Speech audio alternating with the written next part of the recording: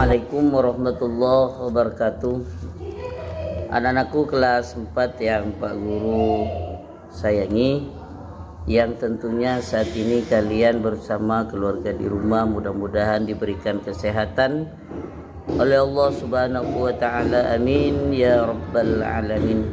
Dan mari kita mulai pembelajaran akidah akhlak pada hari ini dengan ucapan bismillahirrahmanirrahim, dengan harapan mudah-mudahan pembelajaran akidah akhlak pada hari ini bersama ridha Allah sehingga kita dapat mengamalkan dalam kehidupan sehari-hari. Adapun tujuan pembelajaran yang akan kita bahas pada hari ini, yaitu Pak Guru berharap dengan pembelajaran kali ini kalian dapat menjelaskan, memahami tentang pengertian Nabi dan Rasul. Kemudian sifat-sifat Nabi dan Rasul serta tugas dan tujuan Allah Subhanahu wa taala menurunkan Nabi dan Rasulnya atau mengutus Nabi dan Rasulnya ke muka bumi ini. Nah, anak-anakku yang Pak Guru sayangi, yang pertama mari kita kenali dulu apa sih Nabi dan Rasul itu. Jadi dalam arti bahasa, Nabi adalah seorang laki-laki yang mendapatkan wahyu dari Allah untuk dirinya sendiri. Jadi tidak ada kewajiban untuk disampaikan kepada umatnya. Kemudian sedangkan Rasul adalah seorang laki-laki yang mendapatkan wahyu dari Allah Subhanahu wa taala dengan melalui malaikat Jibril dan wajib menyampaikan wahyu tersebut kepada umatnya. Itu yang dimaksud dengan Rasul. Jadi antara Nabi dan Rasul itu berbeda. Dalam kesimpulannya, semua Rasul itu pasti Nabi, dan belum tentu Nabi merupakan seorang Rasul. Beriman kepada Nabi dan Rasul merupakan rukun iman yang keempat.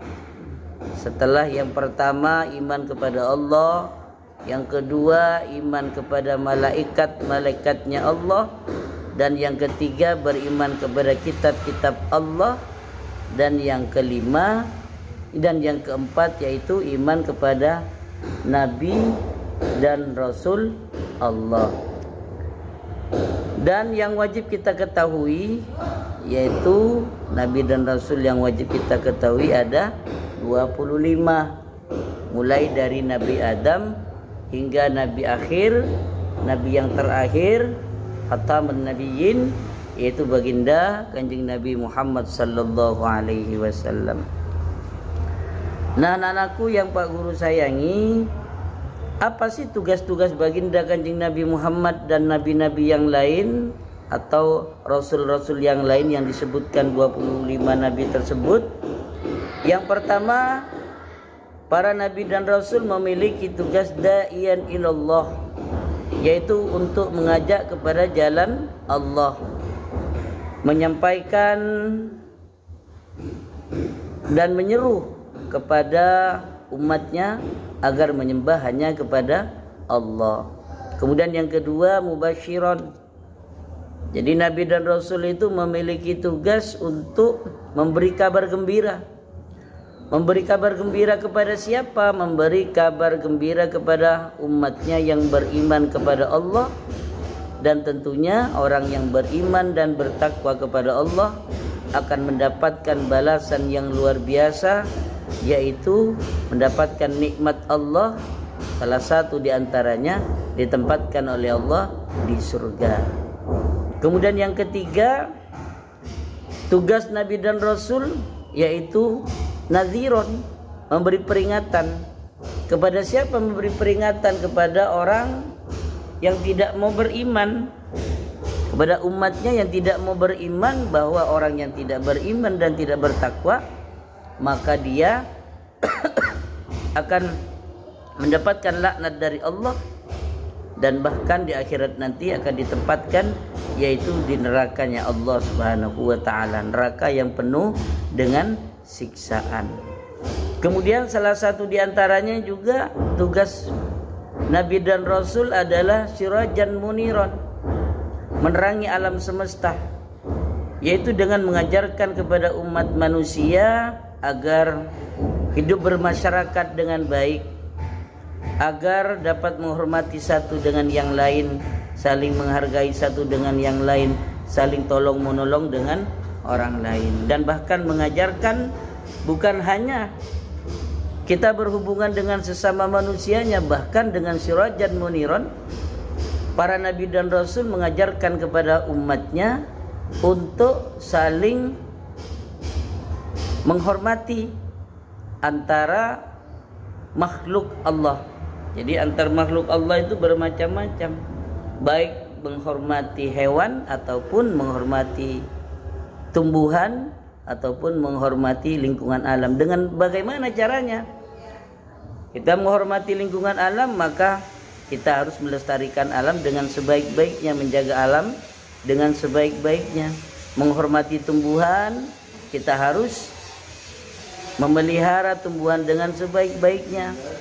Jangan sampai tumbuhan yang ada di hutan ditebang hingga menjadi gundul, maka akibatnya akan terjadi kepada diri kita sendiri. Apa? Bencana banjir, longsor, dan lain sebagainya. Kita juga menghormati binatang. Bagaimana cara menghormati binatang? Yaitu dengan cara menjaga ekosistem dengan baik. Jangan sampai merusak ekosistem. Sekarang sudah banyak gajah turun ke penduduk-penduduk. Kenapa? Harimau turun ke penduduk. Kenapa? Karena ulah kita sendiri yang merusak ekosistem mereka sehingga mereka pun ngamuk. Dan bahkan di Islam pun diajarkan untuk saling menghormati binatang, yang itu dengan menyembelih binatang dengan membaca bismillah, menyembelih binatang dengan pisau yang tajam. Itu termasuk salah satu menghormati binatang atau menghormati makhluk Allah yang selain manusia.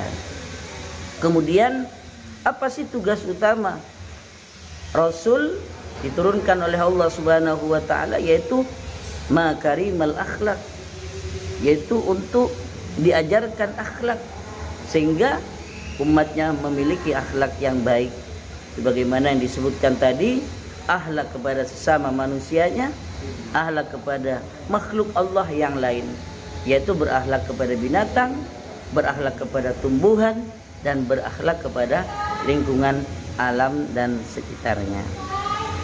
Nah, anak-anakku yang Pak Guru sayangi, selanjutnya sifat-sifat Nabi dan Rasul. Ya, ada sifat wajib Nabi dan Rasul. Sifat wajib ini harus dimiliki oleh seorang Nabi dan Rasul. Di antaranya yaitu 4 sifat, yaitu siddiq, amanah, tabligh, dan fatona. Yang pertama siddiq. Apa itu siddiq? Jujur, tidak berkata bohong, benar apa yang disampaikan. Jadi kalau ada orang ngaku kemudian suka berbohong, itu bukan Nabi. Jadi Nabi itu tidak akan pernah berbohong, Nabi itu akan selalu berkata benar. Dan itulah sifat seorang Nabi. Dari Nabi Adam hingga Nabi Muhammad tidak ada yang berkata bohong. Apa yang disampaikan itu benar-benar datangnya dari Allah Subhanahu wa taala. Dan yang kedua yaitu amanah, dapat dipercaya. Apa yang disampaikan itu dapat dipercaya, tidak bisa diragukan kembali. Amanah ini harus dijaga dengan sebaik-baiknya. Kita sebagai orang yang beriman, sebagai umat baginda Kanjeng Nabi, maka kita harus bisa melaksanakan amanah dengan sebaik-baiknya. Yaitu apa yang menjadi amanah kita, apa yang telah dianjurkan baginda Nabi, kita laksanakan dalam kehidupan sehari-hari dengan sebaik-baiknya. Kemudian yang ketiga adalah tabligh. Tabligh di sini menyampaikan. Jadi semua firman Allah Subhanahu wa taala, semua wahyu Allah yang disampaikan kepada Nabi, semua wahyu Allah yang disampaikan kepada Nabi dan Rasul itu disampaikan kepada umatnya. Itu namanya tabligh. Tidak ada yang disembunyikan sedikit pun. satu huruf pun, satu ayat pun tidak ada yang disembunyikan. Yang keempat, yang terakhir, yang harus dimiliki oleh seorang nabi dan rasul adalah fatonah. Apa itu fatonah? Cerdas. Ya, tidak ada seorang nabi dan rasul itu bodoh, jahil. Ya, semua nabi dan rasul itu memiliki sifat fatonah, cerdas. Ya, jadi tidak ada satupun nabi yang memiliki sifat pembohong. Semuanya nabi adalah siddiq. Tidak ada yang nabi yang khianat. Semua nabi adalah amanah, dapat dipercaya. Tidak ada yang nabi yang kitman, menyembunyikan firman Allah. Semua sifat nabi yaitu tabligh, menyampaikan apa yang telah menjadi wahyu Allah Subhanahu wa taala. Dan tidak ada satupun nabi yang bodoh, baladah. Semua nabi memiliki sifat fatonah. Nah, anak-anakku, itulah beberapa pengertian tentang nabi dan rasul dan perbedaannya. Kemudian barusan kita telah membahas tentang tugas nabi dan rasul beserta tujuan Allah Subhanahu wa taala, yaitu menurunkan nabi dan rasulnya, yaitu untuk menyembah Allah dan juga mengajak kepada jalan yang benar dan memperbaiki akhlak yang tidak baik menjadi lebih baik. Dan sifat-sifat nabi dan rasul diantaranya adalah siddiq, amanah, tabligh, dan fatonah.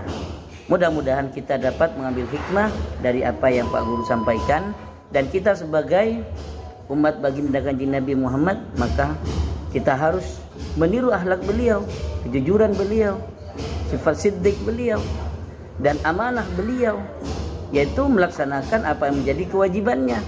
Dan tabligh yaitu saling menasehati di antara satu dengan yang lain. Dan fatonah tentunya itu kewajiban bagi kita.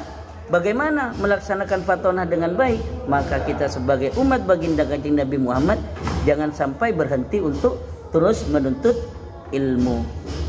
Utlubul ilma minal mahdi ilal lahdi. Jadi kita diwajibkan untuk mencari ilmu mulai dari keluar rahim ibu hingga kita masuk kepada liang lahat. Mudah-mudahan apa yang saya sampaikan bersama ridha Allah Subhanahu wa taala dan Pak Guru akhiri dengan ucapan alhamdulillahirabbil alamin. Wallahul muwaffiq ila aqwamit thoriq. Assalamualaikum warahmatullahi wabarakatuh.